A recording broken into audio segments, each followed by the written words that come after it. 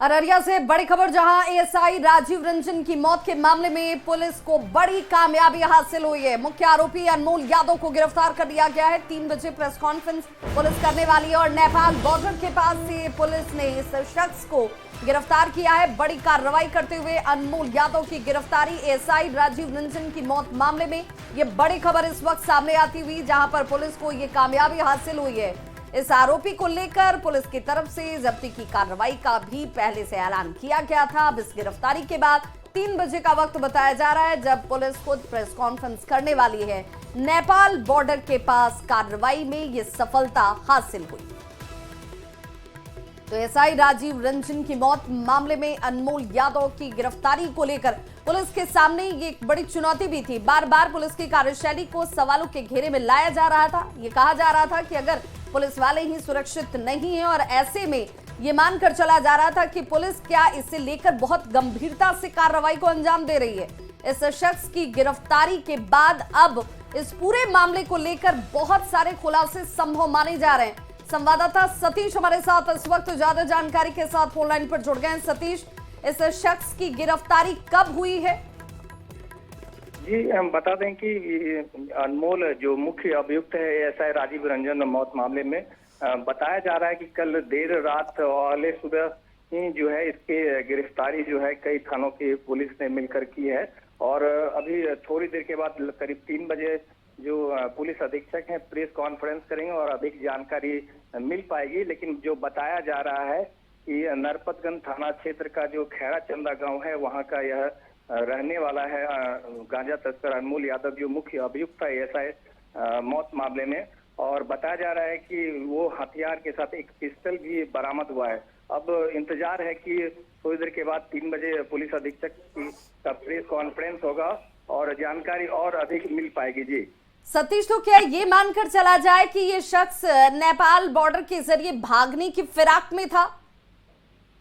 जी, जो करीब 8 दिन हो गए हैं और जो सूचना जो सूत्रों के हवाले से जो मिल रही थी, नेपाल में ही यह छिप कर रह रहा था। लेकिन जो गिरफ्तारी हुई है वह भारत नेपाल सीमा के समीप ही हुई है। और नेपाल बॉर्डर के किस इलाके से गिरफ्तारी हुई है इसका खुलासा हो पाएगा। लेकिन बता दें कि अररिया जिला जो 100 किलोमीटर की खुली सीमा है, तो अपराधी का यह ट्रेंड रहा है कि क्राइम करके वह नेपाल की ओर ही मूव करते हैं। फिलहाल देर रात जिस तरीके से कार्रवाई हुई है, तो पुलिस की एक बड़ी सफलता मानी जा रही है। जी बिल्कुल, और इस शख्स की गिरफ्तारी के बाद वजह क्या हो रही इस पूरे घटनाक्रम में, इसे लेकर भी बहुत बड़े खुलासे सामने आ सकते हैं। बहुत बहुत शुक्रिया सतीश जानकारी के लिए।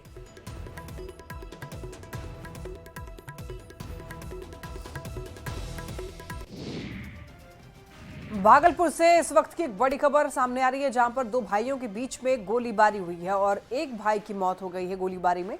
दूसरे भाई और उसकी मां की हालत गंभीर बनी हुई है। ये घटना नवगछिया के जगतपुर की बताई जा रही है। पानी के विवाद में दोनों भाइयों के बीच में बहस हुई और बहस के बाद बहस इतनी ज्यादा बढ़ गई कि गोलीबारी तक मामला सामने आया है। और देखिए, गोली लगने से एक भाई विकल यादव की मौत हो गई, जबकि जयजीत और उसकी मां की हालत गंभीर बनी हुई है। आपस में लड़ने वाले दोनों भाई केंद्रीय मंत्री नित्यानंद राय की चचेरी बहन के बेटे थे और इस घटना में नित्यानंद राय की चचेरी बहन भी घायल हुई। मार दिया, जमीन जगह के लिए मार दिया, ऐसा सीना से दाग दिया। ले मावा ले लिया गया, बुआ लिया जब मर्दवा तो सुनन जा संसार न करे पिल्लू पर तो कलम ना करिए तैयो भाई में कुछ नल के लेके विवाद हुआ, वो तो जानकारी मिला दूसरे से, तो मतलब सही जानकारी मुझे मिला नहीं है। भाई में नल के लेके पानी नहीं लेके कुछ विवाद हुआ था, आपसे मतभेद झगड़ा हुआ, झगड़ा भी कन्वर्ट हो गया, दोनों में मारपीट हुआ है, गोली चला है। अब कैसे चला कोई विशेष जानकारी अभी हमको नहीं है, वो पंचायत हम गए नहीं हैं। ठीक है, दोनों भाई हैं, उनकी जो माता हैं वो भी बीच में आई, उनके भी हाथ में गोली लगने की सूचना है। वो भी उनको भी हॉस्पिटल में इलाजरत हैं। तो जिसको गोली लगी है, जो मृत्यु हो गई है, उसका पोस्टमार्टम अभी कराया जा रहा है, बॉडी को भेज दिया गया है। और सूचना पे मैं भी स्वयं घटनास्थल पर आई हूँ। हमने इसका निरीक्षण किया है।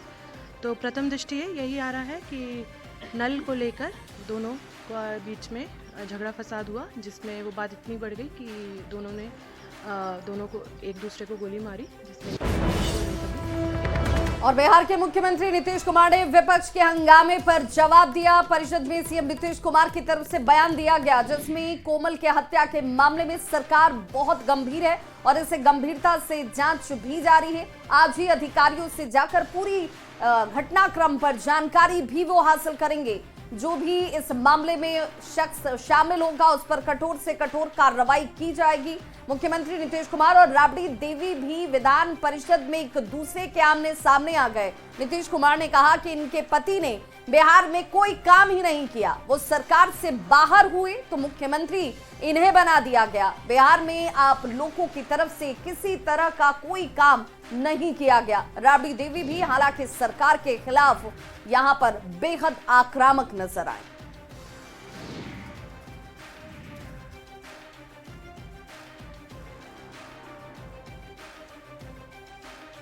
सुनिए, मेरा मांग है महोदय, मैं आग्रह करूंगा कि कृपा करके बैठ जाइए और उसके लिए आप बोलने की क्या, कहीं पर किसी की हत्या हुई है, निश्चित रूप से उसकी जांच और देखेगा कि कौन गड़बड़ करता है। पहले कुछ हुआ है, हो रहा है, हम तो आज ही पूछेंगे कि कितना देर हुआ है। और आप समझ लीजिए, एक एक चीज के बारे में हम लोग जानकारी सुनिए, आप सुन लीजिए, बैठिए और अपना चीज जान लीजिए।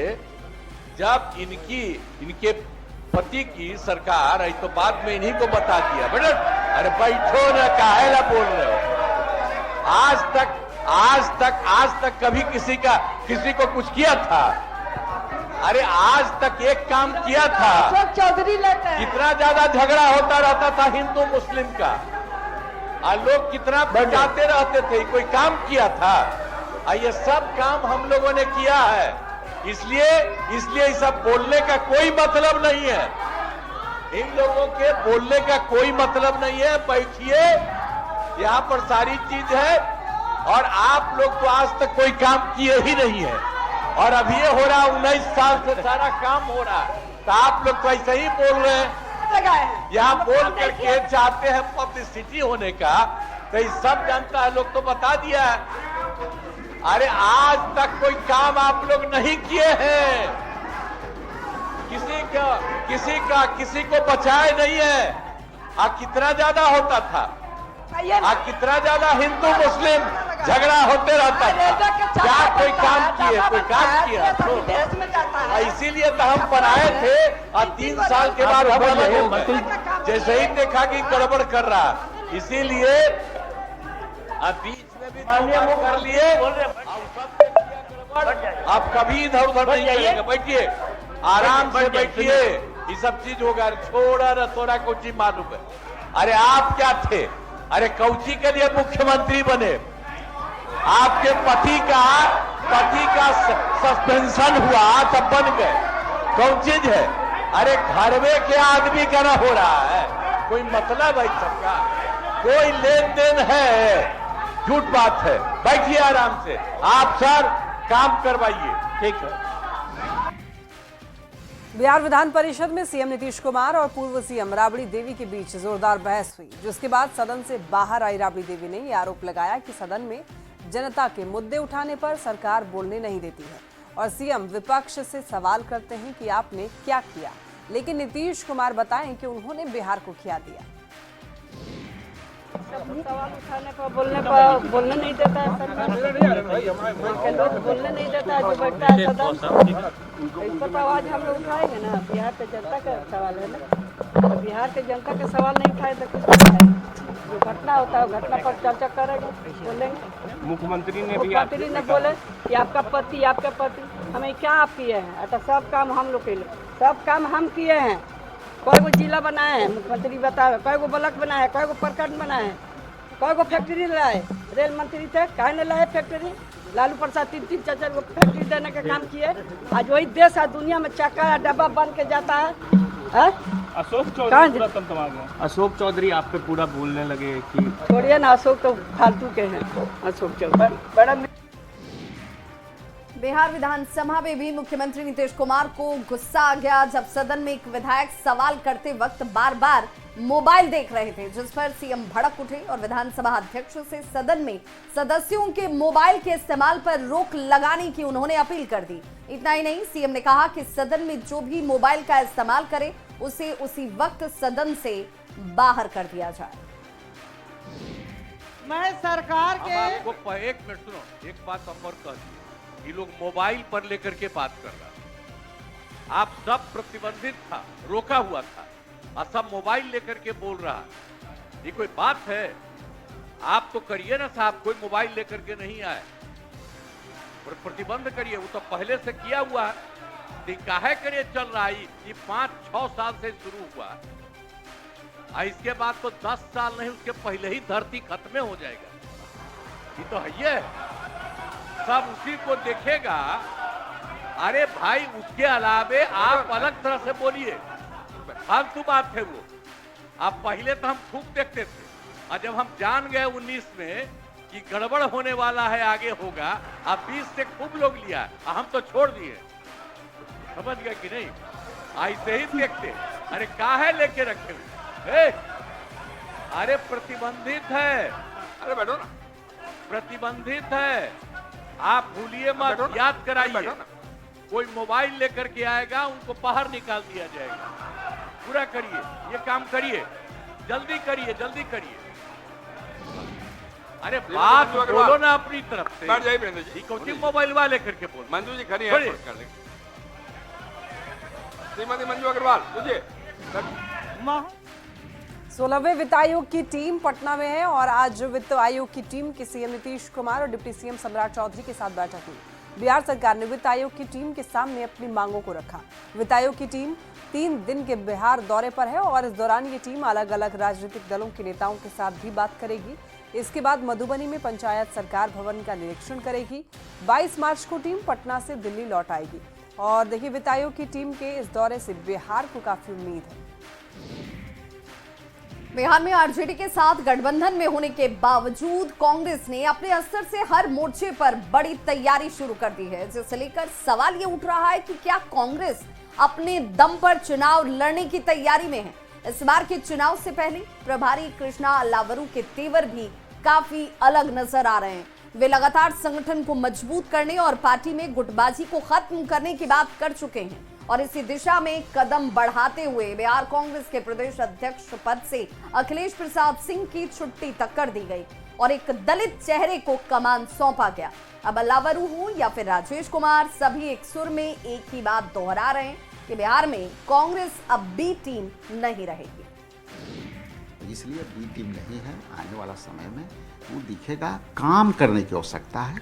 हमको काम कर करके लोगों को जन समर्थन में कैसे जोड़ना है, कांग्रेस की विचारधारा को कैसे अपने तक लाना है। कांग्रेस इस बार बिहार की जनता की ए टीम बन के काम करना चाहती है और संगठन को मजबूत करना चाहती है और आने वाले दिनों में चुनाव में अच्छे परिणाम देना चाहती है।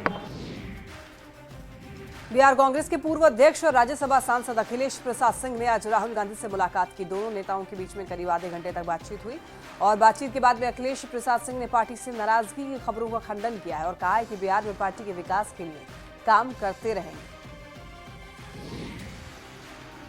हम क्यों दुखी रहेंगे?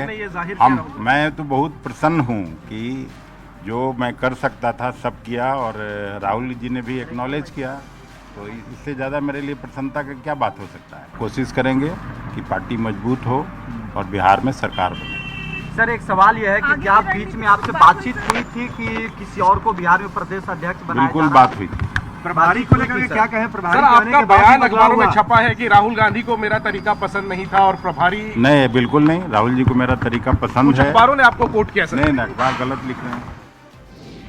अगर पूर्व मंत्री और आरजेडी विधायक कुमार सर्वजीत ने आरोप लगाया था कि बिहार में शराबबंदी पूरी तरह से फेल है और इसे लेकर उन्होंने मद्य निषेध मंत्री रत्नेश सदा को चुनौती तक दी, जिस पर मद्य निषेध मंत्री रत्नेश सदा ने सदन में इसका जवाब दिया, पलटवार किया। उन्होंने कहा कि कुमार सर्वजीत खुद ही शराब के धंधे में शामिल हैं और उनकी पार्टी के कई लोग शराब के कारोबार में लगे हुए हैं और एक एक कर सब पर कार्रवाई की जा रही है।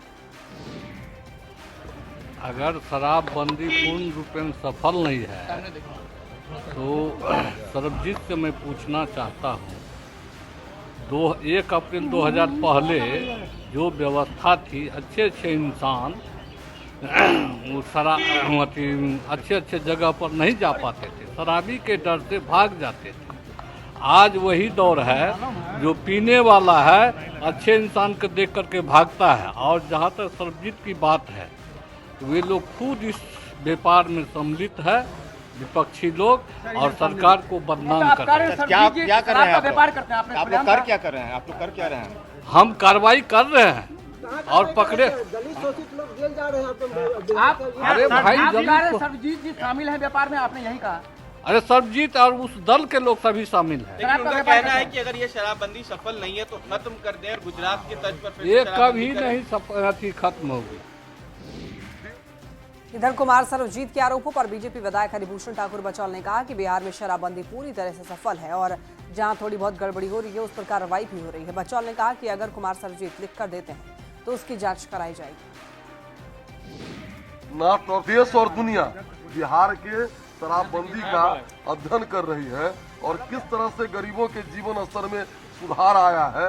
शादी विवाह में जो दूरा लगने में घंटों लगता था और डीजे पर लोग किस तरह से नाच और तमाशा करते थे, आज पूरी तरह से बंद है। कि अगर कोई इक्का दुक्का घटना है तो सर्वजीत जी अगर लिख करके देंगे तो उस पर जरूर कार्रवाई।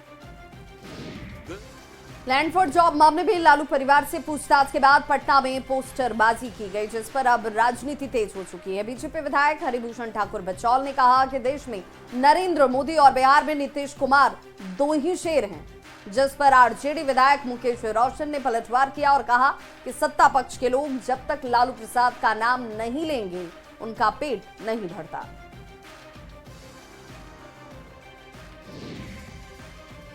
एक ही शेर है नरेंद्र मोदी और बिहार में एक शेर है नीतीश कुमार। और कोई शेर के खाल पहन लेने से तो आ ही रहा है चुनाव, पता चल जाएगा 25 में जो कौन है शेर। बिहार में शेर है नीतीश कुमार, देश में शेर है नरेंद्र मोदी जी। कोई कहीं कोई जगह नहीं है किसी के लिए। शेर का खाल कौन पहना है? जो लिख रहा है, पोस्टरबाजी कर रहा है, वो खाल पहन करके कर रहा है।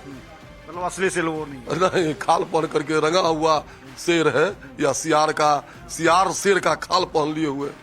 हमारे नेता के बारे में अगर इन लोग नहीं बोलेंगे तो इन लोग का कोई चलेगा न्यूज पर। इन लोग का पेट ही चलता है लालू जी के नाम से। लेकिन ये तो कह रहा है कि देश में एक शेर है वो नरेंद्र मोदी है और बिहार में नीतीश कुमार है। 2025 में जनता बता देगी कि असली शेर कौन है। वही नीतीश कुमार ना, जो बार बार घुटना टेक करके और फूल चढ़ाते हैं। महाराष्ट्र से खबर मिल रही है। नागपुर हिंसा के बाद महाराष्ट्र के संभाजी नगर में एएसआई ने औरंगजेब की कब्र को ढक दिया है। औरंगजेब की कब्र पर चादर चढ़ाने पर रोक लगा दी गई है। औरंगजेब की कब्र की सुरक्षा बढ़ा दी गई है। कब्र पर आने वाले को कोई भी अनुष्ठान करने और चादर चढ़ाने की अनुमति नहीं है। पंजाब सरकार ने जम्मू बॉर्डर पर पिछले 13 महीने से चल रहे किसान आंदोलन के खिलाफ अचानक से अपना रुख बदलते हुए सख्ती दिखानी शुरू कर दी है। पंजाब पुलिस ने किसान नेता जगजीत सिंह डल्डेवाल और सरवन सिंह पंढेर समेत अन्य शीर्ष किसान नेताओं को हिरासत में ले लिया है। साथ ही शंभू और खनौरी बॉर्डर पर चल रहे धरना प्रदर्शन को भी खत्म कर दिया है। देखिए, संभल में नेजा मेला के बाद अब सद्भावना मेले पर भी पुलिस प्रशासन ने रोक लगा दी है। तो वहीं से लेकर सियासी बयानबाजी शुरू हो चुकी है। अखिलेश ने मेले की तुलना महाकुंभ मेले से की थी और जिस पर बीजेपी ने अखिलेश पर तुष्टीकरण की सियासत करने का आरोप लगाया है।